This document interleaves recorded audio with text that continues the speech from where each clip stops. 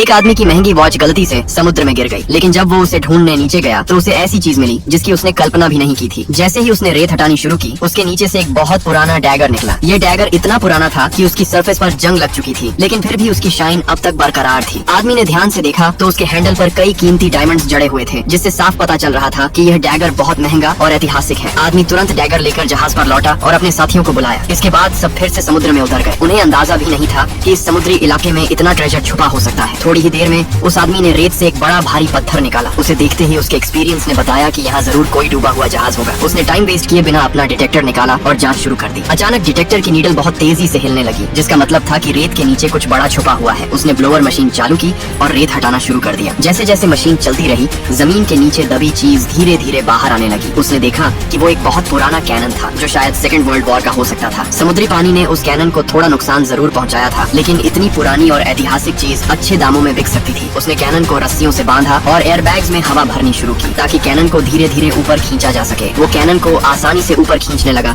लेकिन जैसे ही वो सरफेस के पास पहुंचा, अचानक एक हाई स्पीड बोट उसके ठीक ऊपर आ गई। पता चला कि मरीन पुलिस आसपास पेट्रोल कर रही थी। उन्होंने देखा कि वहाँ एक जहाज खड़ा है, जबकि यह इलाका एक्सप्लोरेशन के लिए प्रोहिबिटेड था। इसलिए उन्होंने कैनन को पानी से बाहर निकालने की हिम्मत नहीं की। उसके एक साथी ने पुलिस को बातचीत में उलझाने की कोशिश की, लेकिन पानी में ज्यादा देर तक रुकना आसान नहीं था। इसी बीच पॉल ने फैसला किया कि वो थोड़ा ऑक्सीजन रिलीज करके कैनन को वापस नीचे गिरा देगा, लेकिन उसके एक साथी से गलती हो गई और उसका हाथ फिसल गया। उसने एक बार में सारा ऑक्सीजन रिलीज कर दिया। कैनन तेजी से नीचे गिरने लगा और उसका साथी भी उसके साथ खींचता चला गया। उसका एक हाथ कैनन के नीचे फंस गया। सब साथी मदद के लिए आगे आए, लेकिन कैनन इतना भारी था कि कोई उसे हिला भी नहीं पाया। ऊपर से ऑक्सीजन भी लगभग खत्म हो चुकी थी। अगर ऐसे ही चलता रहा तो सबकी जान जा सकती थी। इस संकट की घड़ी में पॉल ने दिमाग लगाया। उसने बची हुई ऑक्सीजन एयरबैग्स में भरी और पूरी ताकत से कैनन उठाने की कोशिश की। एयरबैग्स की मदद से सबने मिलकर अपने साथी को बचा लिया। जब सब जहाज पर लौटे तो देखा कि मरीन पुलिस अब भी वहाँ खड़ी थी, लेकिन किस्मत ने साथ दिया, क्योंकि उनके साथी नीला ने देखा कि पुलिस में से एक उसका पुराना दोस्त था। थोड़ी बातचीत के बाद उसने उन्हें वहाँ से जाने दिया। इस घटना के बाद पॉल को यकीन हो गया